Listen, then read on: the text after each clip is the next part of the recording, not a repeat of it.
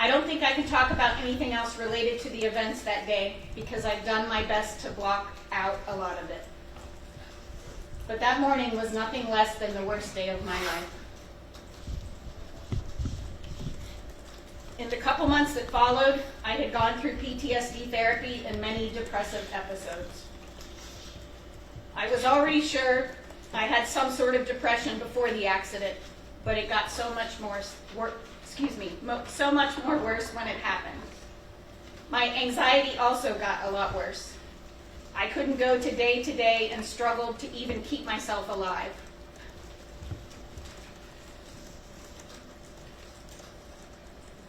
The accident not only showed me how quickly a near death is every day, but it showed me that my life can be changed in a split second. And because of November 14th, 2023, I will live with trauma for the rest of my life. I will have memories in my head for the rest of my life. I will have a memorial, obituaries, and many other things from the accident for the rest of my life. Countless nights I would cry for hours, unable to sleep. Countless nights I would ask myself, why not me? Why do I have to keep living when they're all stuck at 8:48 a.m., November 14th, 2023. I feel as though there's not much more I can say. My life will never be the same.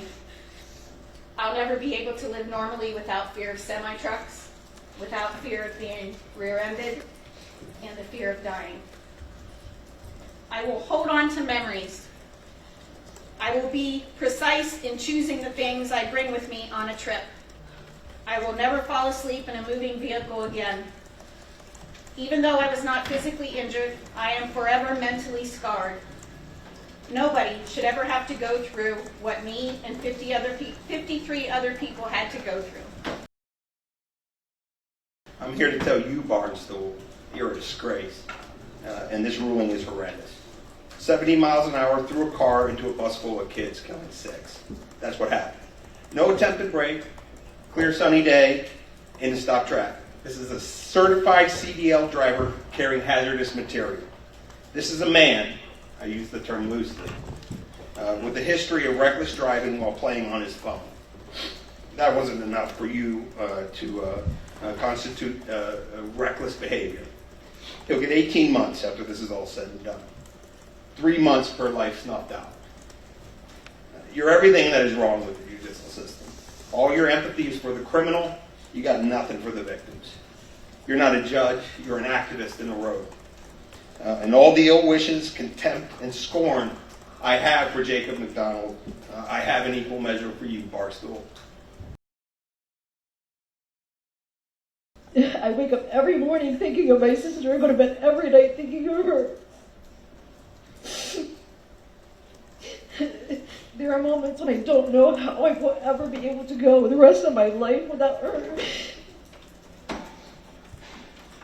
And it literally takes my breath away.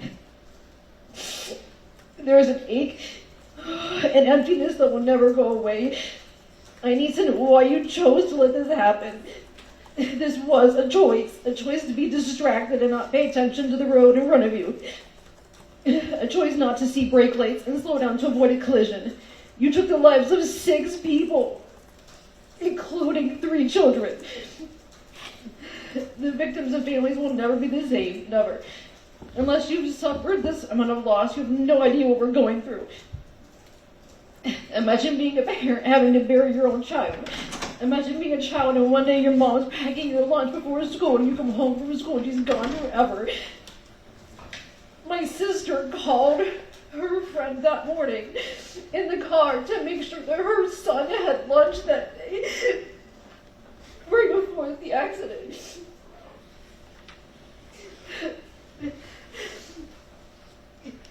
We couldn't even have an open casket at her funeral to be able to see her and say goodbye. That is because of you. And you can't even look at me right now.